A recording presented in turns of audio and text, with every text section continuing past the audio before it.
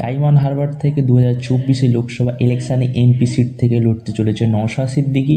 এই খবরটি প্রকাশ্যে আসতে তৃণমূল কংগ্রেসের রাতের ঘুম উড়ে গেছে। এদিকে নওশাদ সিদ্দিকী বলে দিয়েছেন অভিষেক ব্যানার্জির উদ্দেশ্যে যে হারিয়ে প্রাক্তন এমপি করে কালেঘাটে পায়।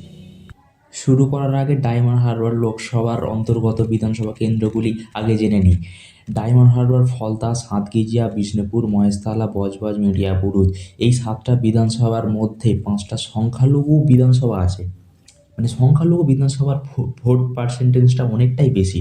সেটার কারণে তৃণমূল কংগ্রেসের রাতের ঘুম উড়ে যাওয়ার যথেষ্ট কারণ এটার জন্য দেখা যাচ্ছে। কারণ নওশাদ সিদ্দিকী যদি লড়েন 2024-এ 2024-এ ডায়মন্ড হারবার বিধানসভার মধ্যে যদি লড়েন, অনেকটা ফ্যাক্টর পড়বে। তার কারণ হচ্ছে নওশাদ সিদ্দিকী একজন খুব পপুলার একটা ফেস। মানে অনেক সাধারণ মানুষ যথেষ্ট ভালোবাসে নওশাদ সিদ্দিকীকে। খুব জনপ্রিয় একজন বিধায়ক বললেই চলে বর্তমানে ইয়ং জেনারেশনের দিক থেকে। আর যদি আমরা যদি মানে ডায়মন্ড হারবার লোকসভার মধ্যে যদি ভালো করে দেখতে চাই, মানে পার্সেন্টেজ যদি ডায়মন্ড হারবার তৃণমূল কংগ্রেস 100% মধ্যে 91% ভোট মানে মুসলিম সম্প্রদায়ের মধ্যে পেয়েছিলেন। আর এটাই যদি ওখানে যদি নওশাদ সিদ্দিকী যদি লড়তে চান, তাহলে যথেষ্ট বড় একটা ফ্যাক্টর পড়বে।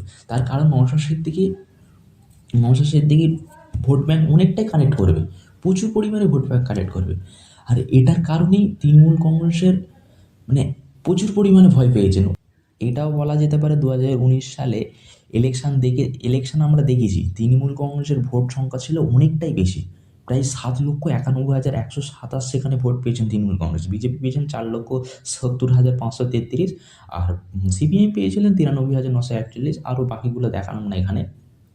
আর এখান থেকে নওশাদ সিদ্দিকী যদি লড়েন, অর্থাৎ পরিষ্কার বোঝা যাচ্ছে এই খবরটি প্রকাশ্যে আসার কারণেই তৃণমূল কংগ্রেসের যথেষ্ট ভয় পেয়েছেন।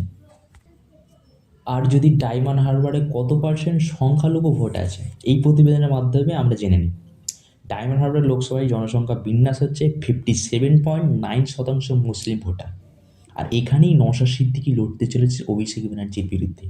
আর এটার কারণেই তৃণমূল কংগ্রেসের রাতের ঘুম উড়ে গেছে। এটা বলা যেতে পারে 24 লোকসভায় ডায়মন্ড হারবারে নওশাদ সিদ্দিকী ফ্যাক্টর পড়বে। তার কারণ 2021 সালে ইন্ডিয়ান সেকুলার ফ্রন্ট আইএসএফ বিধানসভায় ভালো রেজাল্ট করেছিল। মানে যদি 24 পরগনার দিক থেকে দেখতে যাই, সেকেন্ড তৃণমূল কংগ্রেসের পরেই আইএসএফ ছিল। মানে ডায়মন্ড হারবার, বসিরহাট, আরও যে কটা লোকসভা আছে ওই আশপাশের মধ্যে, মানে টিএমসির পরে সেকেন্ড হয়েছিল আইএসএফ। মানে যথেষ্ট ভোট ব্যাঙ্ক আছে।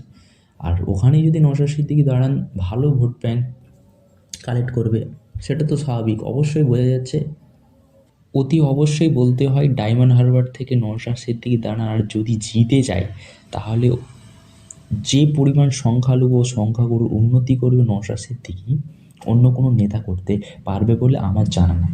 যাই হোক, সম্পূর্ণ বিষয়টা আমার নজর থাকবে, সম্পূর্ণ পলিটিক্সের দিকে আমার নজর থাকবে। আজকের প্রতিবেদন